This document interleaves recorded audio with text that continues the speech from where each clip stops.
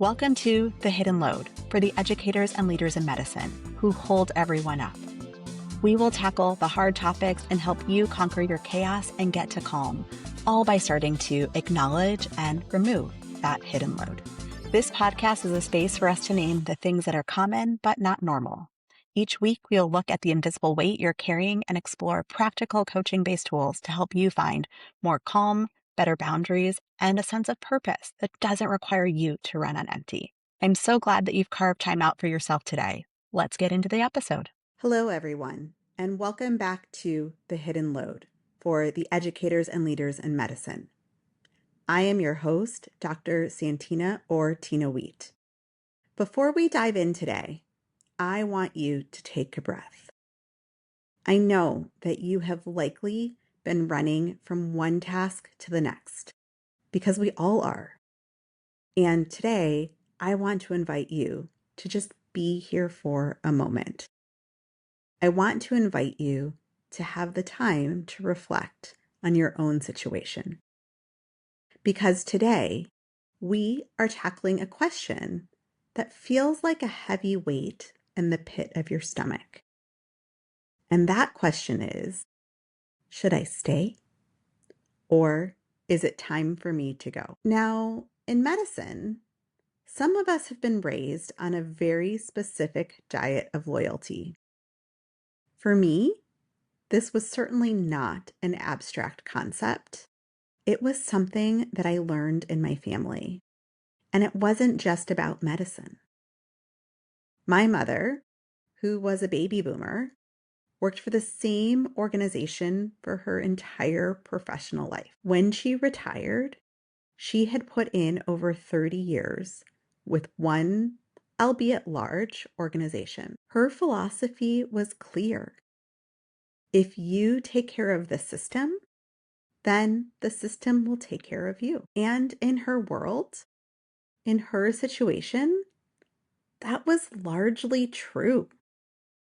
Every time there was a bump in her career, perhaps it was a departmental restructuring and positions were eliminated, or it was a change in leadership, there was always for her a mentor or a peer who leaned in or stepped in and was able to catch her and send her in the right direction.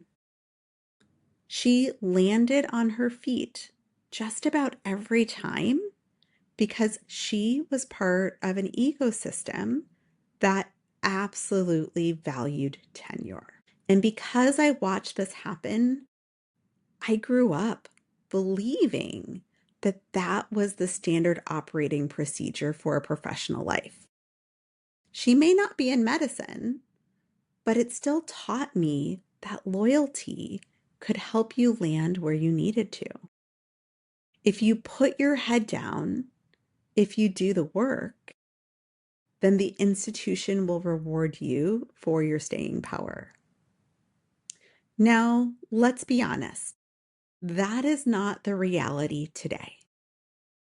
And the House of Medicine in particular has changed. The safety nets that our patients have depended on have been replaced by productivity metrics, administrative turnover, and even for-profit systems. I have watched my peers and even my own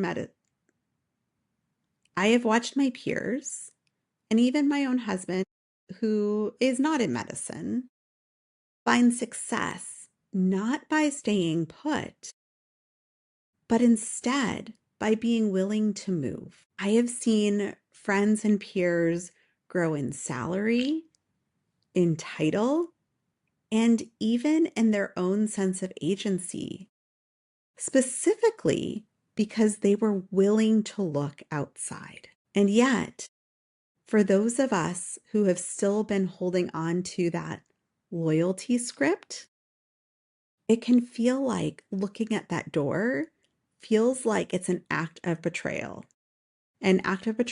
to the organization or to our patients, to our team, to our learners. But instead, what I want you to think of is if you're only holding on to that loyalty script and not looking outside, then maybe that loyalty script is an act of betrayal to yourself. So before I really understood the power of career coaching, a close friend told me about her interactions with her leadership coach.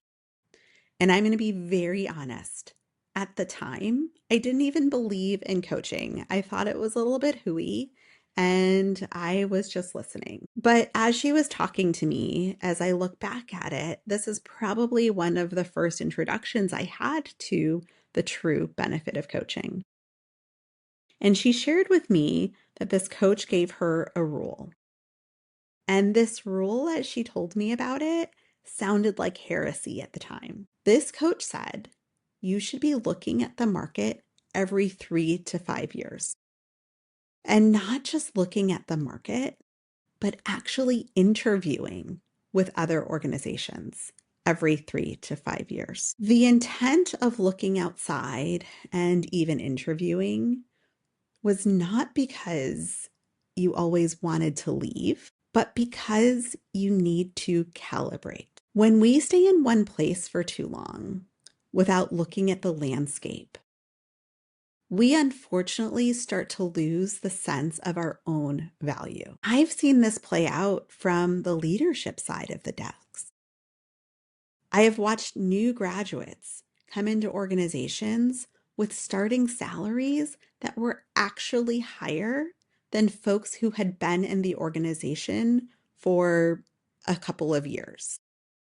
Think about that for a second. Someone is coming in and you are mentoring them and they're potentially making more money than you are. And when that discrepancy is brought up, the administrative response is rarely, oh, we're going to fix that immediately. Instead, it's often, we have to figure out how to bring this up over a couple of budget cycles. We have to slowly make these market adjustments. That right there is an example of the loyalty tax.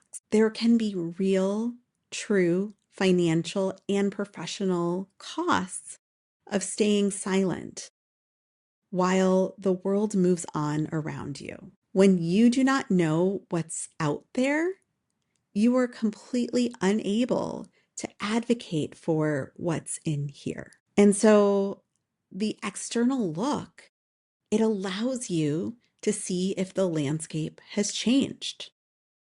It allows you to find out if there are new innovations, if there are new leadership models, and also importantly, if there are new opportunities that potentially align better with the person that you have become. Because we certainly change as we're in our working environment. A great mentor of mine has told me that 3 years is about where the itch happens. It's about when we need to be determining if there needs to be a change. It's not always a change to a different organization, but it might be a change in title or a change in responsibility. In this time, it's important because maybe things have changed at home. Maybe the education that you've had has allowed you to realize that what you thought you wanted is not necessarily what you actually want. And so I challenge you to think about how you will decide. How do you move past this idea of feeling guilty of potentially leaving an organization or leaving a role, leaving your team and your patients, into discernment? And I want to give you 4 specific questions that you can ask yourself during this 3 to 5 year check-in. I want you to grab a pen or open a note on your phone because these are your diagnostic tools. And if you're driving right now, then come back and grab these later. Question number 1. Do I still have opportunities for growth here? We all know that when we first start within an organization, especially in the first few years of a job, the learning curve is so steep. But eventually, it stops being so steep and that curve plateaus. And so you then need to ask yourself, am I still being challenged? Am I being developed? And specifically, am I being developed as a leader? If the answer is no, have I simply become part of the furniture? If you have hit a ceiling where there is no more room for your intellectual or professional expansion, then you aren't just staying, you are stagnating. And you might say to me, well, I'm happy to reach this title. And so this question isn't all about a title. Sometimes it's about, am I doing projects that are allowing me to grow as a person or as a clinician or as an educator? It's about growth in whatever way is meaningful for you. Okay, on to question number 2. Is this organization still aligned with my personal mission? Purpose is not a static thing. It's not a static thing for an individual, and it's not a static thing for an organization. Organizations go through strategic planning about every 3 to 5 years. And when they do that, they often reevaluate their missions. I would encourage you to do the same.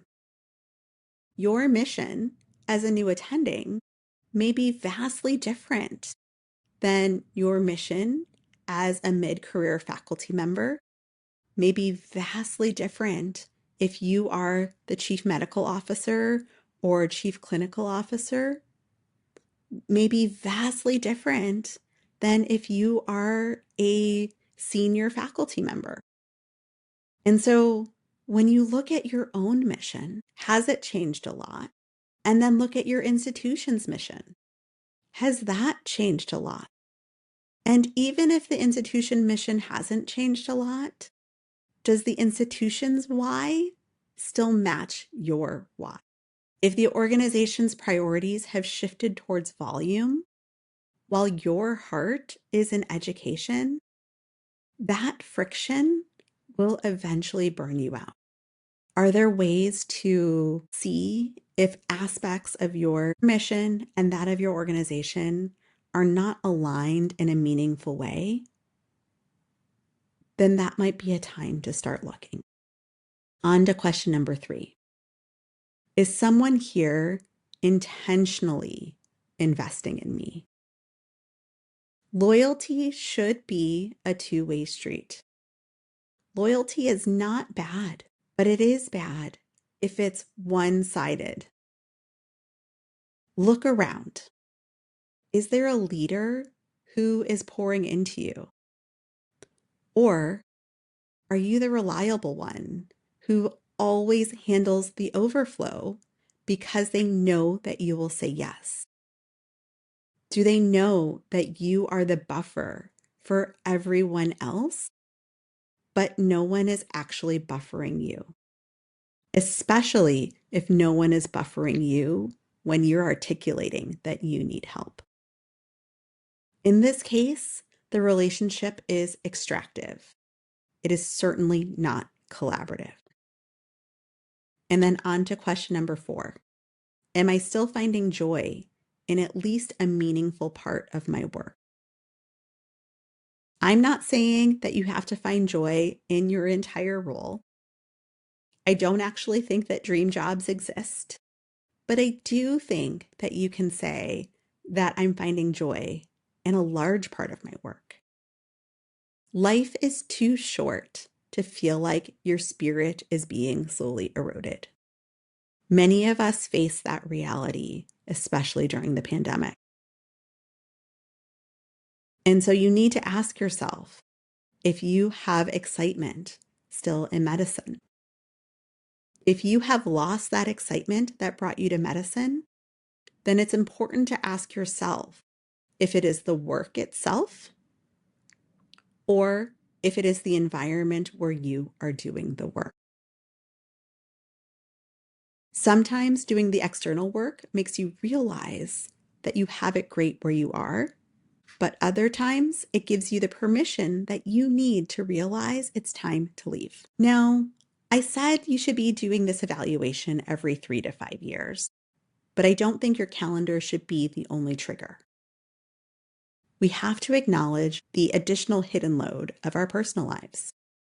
Maybe you have a new baby. Maybe you are grieving a loss. When I lost my mom was one of the times I went through this self-evaluation. Maybe you have an aging parent who needs you, or your spouse's career is pulling you in a new direction. In medicine, we are taught that our professional commitment should be our primary identity. We feel like we have to sacrifice our household's needs to maintain institutional identity. And while I do believe that our professional identity is part of our identity, I don't think it should be the key focus.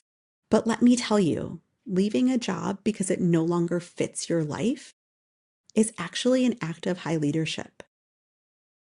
It means that you are managing your own most important resource, your own capacity, and you're doing it with integrity. Changing your role to be the parent or the child or the partner that you need to be isn't quitting. It's aligning your work and your career. And that is really important. So my mother's generation stayed for the safety net. Some in my generation stay for the mission. But a mission that requires your total depletion is not a mission. It is a trap. It is important to remember that looking at what is out there isn't cheating. It is actually stewardship. Sometimes you will look out there and realize that you are exactly where you need to be. When you have that realization, you will walk back into your clinic on Monday with a renewed sense of purpose because you chose to be there rather than just being there by habit. Sometimes when you look out there, it might give you a great idea of something else that you can bring back to your institution that will allow it to become even better. And then you've had the success of advocacy and making things better for both yourself and your team. And this is important for our team members and our learners as well.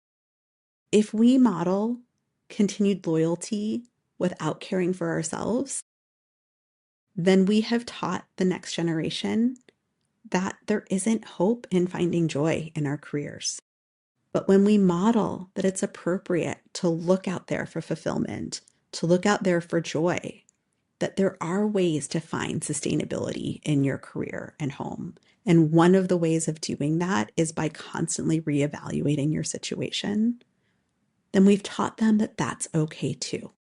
And so I want to give you an action step. This week, I want you to take 15 minutes and just sit with the 4 questions that I gave you about growth, alignment, investment, and joy. Be honest. That discomfort that you feel as you ask yourself these 4 questions, it's not guilt. It's information. And it's a way that you can help others frame this conversation for themselves as well. Thank you for joining me for this episode. And you can check the show notes for a reminder of our 4 questions and for the free alignment workbook. Take care of yourselves because you deserve to be held up too. I look forward to seeing you next time. Thank you for listening to The Hidden Load. If today's conversation spoke to you, I would love for you to share it with a colleague who might need to hear it too. It's one of the simplest ways we can start shifting the culture of medicine together. And remember, your time spent reflecting here matters. You can earn free CME or CE credits for listening to today's episode through the Pinnacle app. You'll find that link in the show notes. If you are looking for one-on-one coaching support or want to dive deeper into the resources we discussed today, let's connect. You can find information on how to reach me in the show notes. And don't forget to hit subscribe so that you never miss an episode. And leave me a rating so that others can find me too. And take care of yourself because you deserve to be held up too. And I'll see you next time.